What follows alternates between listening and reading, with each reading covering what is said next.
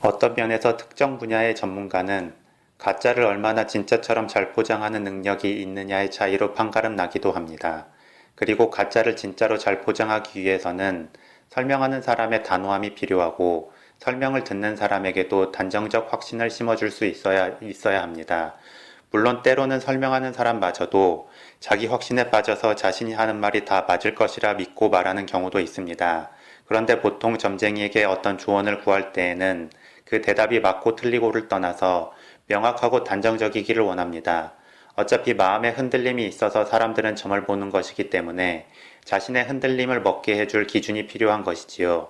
그리고 점쟁이가 제시한 기준은 설령 결과에서 틀리거나 잘못되어도 점쟁이 핑계를 삼을 수 있는 자기 위안적 요소가 생기게 됩니다.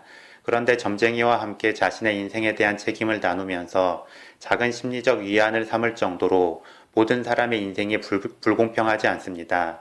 즉, 결과에서는 모든 사람이 죽는다는 것입니다.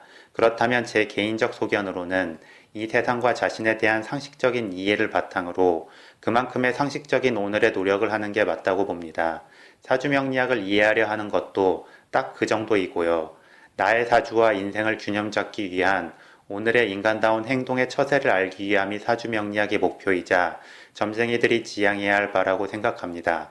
따라서 의미도 모르는 종이 부적을 지니고 다니는 것보다 스스로를 이해하고 행동하는 것, 현실적으로 필요한 것이 가장 강력한 부적이 됩니다. 사주명리학은 수천 년을 이어온 통계학입니다. 그래서 어느 정도 신뢰감이 있죠. 그런데 수천 년 동안 검증된 또 한 가지가 있습니다. 지금까지 인류 중 그 누구도 미래를 100% 맞춘 적이 없다는 것입니다. 예언가로 한 시대를 풍미했던 우리나라의 궁예나 러시아의 라스푸틴, 프랑스의 노스트라다무스도 등도 마찬가지입니다. 물론 어딘가에 100% 미래를 맞추는 사람이 있을 것이라는 기대감 또는 그런 이론이 있을 것이라는 기대감이 꼭 나쁘다고 할 수는 없습니다.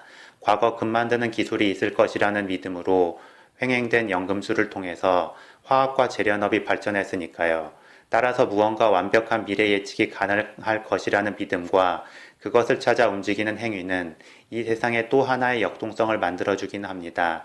그런 믿음 속에서 사주명리학도 그 이론이 구체화된 것도 사실이고요.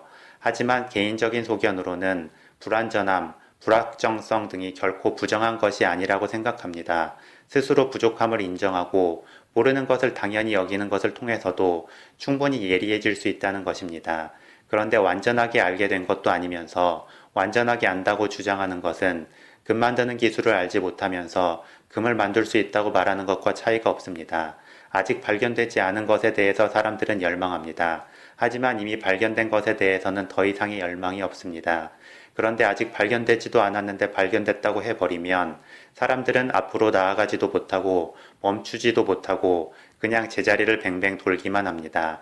그래서 제 바람은 사주를 통해 명리학, 즉 사람의 명운의 이치를 이해하려는 것에 중점을 두기보다는 심리학, 즉 과거부터 오늘까지 형성되어 온 자신의 성향적 특징을 이해하고 그것을 좀 더 균형 있게 살릴 수 있는 행동 방식을 찾는 데에 중점을 두는 것입니다.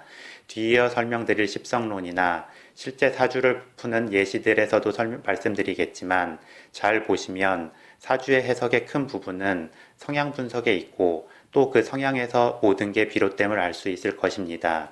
우리는 어떤 선택의 기로에서 자신의 성향에 따른 결정을 내리게 되고 그렇게 내린 결정으로 미래의 흐름도 생기게 되고 관계성이나 건강의 변화도 발생하게 됩니다. 따라서 미래를 확정할 수는 없지만 자신의 성향에 맞는 미래의 흐름을 추정할 수는 있습니다. 그리고 미래의 흐름을 추정하면 바로 오늘 해야 할 처세의 방법이 나오게 됩니다.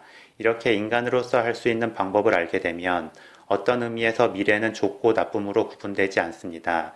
즉, 자신의 미래가 좋을 것인지 나쁠 것인지 묻는 건 의미가 없다는 것이지요.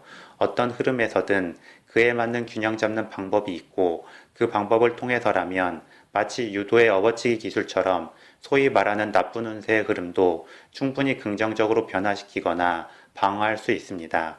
그래서 미래에 대해서 너무 위축되고 두려워할 게 없고 두려움을 심어주는 누군가가 있다면 그것은 실제 본인의 인생이 두려워지기 때문이 아니라 그 사람이 주도권을 잡기 위함이라는 것을 알면 좋습니다.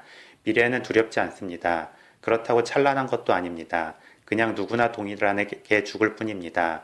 그런 공평함이 또 오늘을 당당하게 살아가게 하는 것입니다.